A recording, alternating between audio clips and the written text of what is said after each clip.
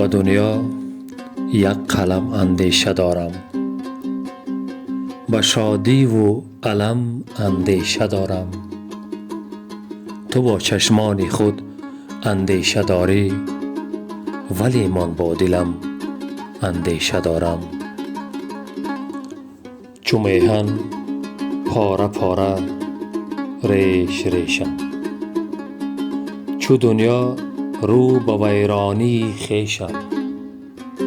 من از امروز خود پروا ندارم، من از فردای فرزندان پریشم.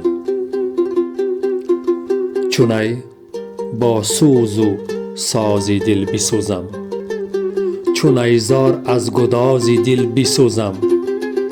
چو از نی نو قلم سازم نویسم، سری هر واژه راز دل بسوزم.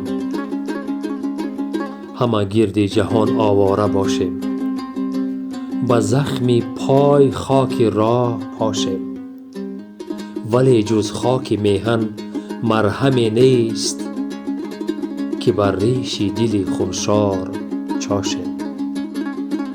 خداوندا خداوندا خدایا، خداوندی غمین غم زدایا. غمی مردم خوری تنها تو دایم، یگان دم اوست غمخواری تو آیا.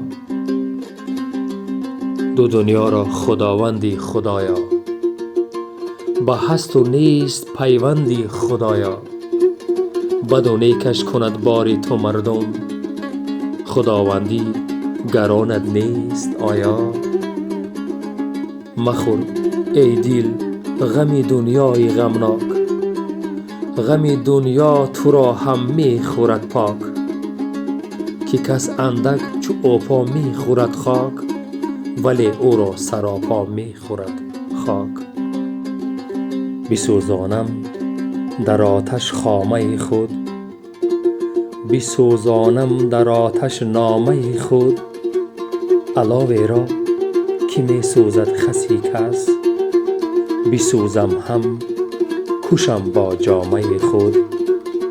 به مهر دل زدایم که نه دل، برم از دل غمی دیری نه دل. اگر گریا ندم فردای تاریک، کنم روشن به عشق آینه دل.